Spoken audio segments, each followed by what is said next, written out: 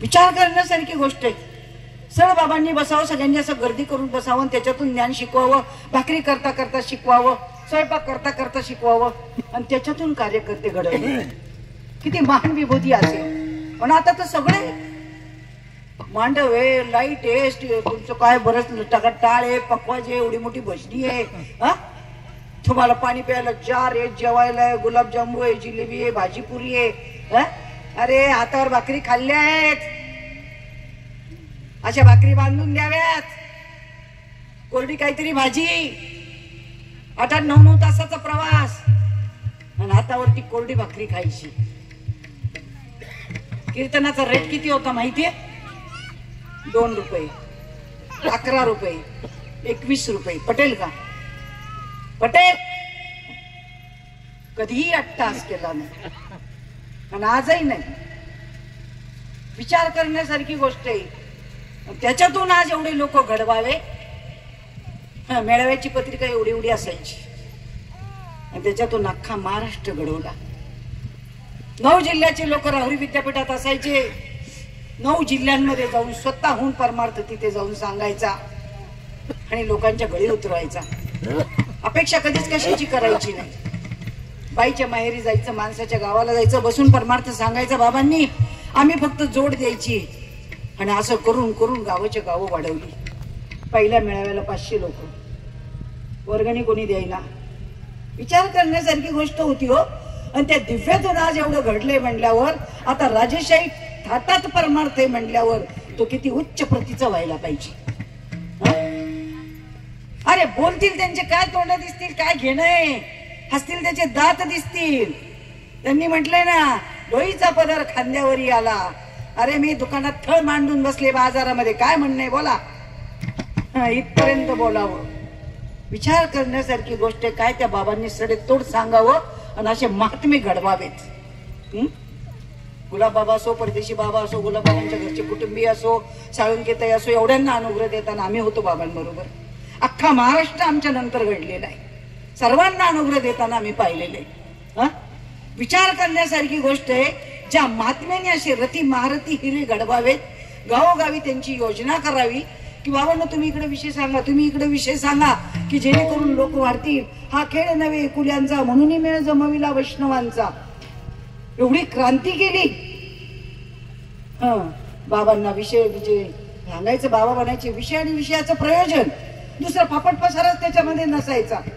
आणि आता त्याच्यामध्ये एवढं घालायची काय गरज आहे? काहीच गरज नाही ना. आपण त्याला विरोध केला पाहिजे. ऐकणाऱ्यांनी लगेच सांगितलं पाहिजे आम्हाला हे बाकीचं काही सांगू नका. आणि नाहीतरी साधकांना इतरांची कीर्तन प्रवचन ऐकायला आवडतच नसतं. इतर लोकांकडे जाताही नाहीत ते. हे बरोबर आहे की त्यांना त्या चटणी भाकरीची सवय झालेली असती ना, त्यांना ते बाकीचं काही आवडत नाही. कारण शेवटपर्यंत तेच टिकवायचं आहे. कारण जिथे वासना घालवायची आहे, आपल्याला वैराग्य प्राप्त झालं पाहिजे. विचार करा, हा जो भक्ती मार्ग आहे, परमार्थ आहे, तो निवृत्ती मार्ग आहे का प्रवृत्ती मार्ग आहे? निवृत्ती मार्ग आहे ना, प्रवृत्ती मार्ग नाही ना. कळतं ना दोन्हीचे अर्थ, निवृत्ती आणि प्रवृत्ती. मग आपण निवृत्तीकडे गेलं पाहिजे का प्रवृत्तीकडे गेलं पाहिजे? मग आपण कुठे चाललोय? अरे प्रवृत्तीकडे चालले, चुकीचं आहे. प्रवृत्तीकडे अजिबात जाता कामा नये. हे मन सुद्धा गेलं नाही पाहिजे. त्या मनाला लगाम लावला पाहिजे. हे मन इतकं ओढाळ आहे ना, त्याला लगाम लावायचा आहे. तो लगाम दिलेला आहे. आज कोणी एवढ्या प्रक्रिया दिल्या नाही. अनुग्रह आणि प्रबोध या दोन्ही क्रिया फक्त श्रीपाद बाबांकडे होत्या. सगळं फिरून आलोय आम्ही, सगळे मालिकेचे लोक पाहून आलोय. कोणाकडे काही नाहीये. कोणाकडे नुसता अनुग्रह, कोणाकडे नुसता प्रबोध आहे. त्याची रीत नाही. बाबांनी रीत शिकवली. बाबा म्हणायचे नाही काय कळलं ना, मांडवा खालून जा म्हणजे रीत भात कळेल. रीत शिकवली, रीत. एक उदाहरण जर नाही आलं ना, तर बाबा म्हणायचे गणिताच्या टीचर जवळ बसा आणि तो तुम्हाला ती रीत शिकवेल. आणि एक रीत शिकवली तर तुम्हाला 1000 उदाहरणं सोडवता येतील. हा, परमार्थ चालीच आहे का रीतीच आहे? आता काय चाललंय? दणकून चाली लावू नये या मताचं नाही. त्याशिवाय कीर्तनाला शोभा येत नाही. इतकंही बरोबर आहे. पण सगळ्यात जर टाइमपास त्याच्यामध्ये केला, पहिली चाल, मधली चाल, शेवटची चाल, त्याच्यातच 15 मिनिटं घालवले, अख्खा पाऊण तास गेल्यावर बाबांनी काय सांगायचं? बाबाला तेच पाहिजे.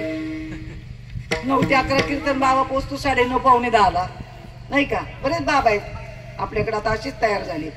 9:30 पावणे 10ला पोचायचं. गेल्या गेल्या फेटा गुंडाळला लगे उभं राहिलं. पहिली चाल, मधली चाल, शेवटची चाल, गेला अर्धा पाऊण तास, नाही का? राहिले 15-20 मिनिटं. त्याच्यामध्ये इकडचं तिकडचं सांगितलं, झाला बाबा मोकळा बसला गाडीत की चालला दुसऱ्या कीर्तनाला.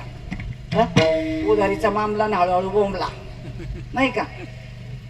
कशाला असे? ज्या महात्म्यांची तुम्ही शरणागती केलेली असेल तेच आचरण तुमच्याकडे पाहिजे. आचार, विचार आणि उच्चार या तिन्हीची सांगड जोपर्यंत बसत नाही तोपर्यंत तुम्ही त्या पदाला जाऊ शकत नाही.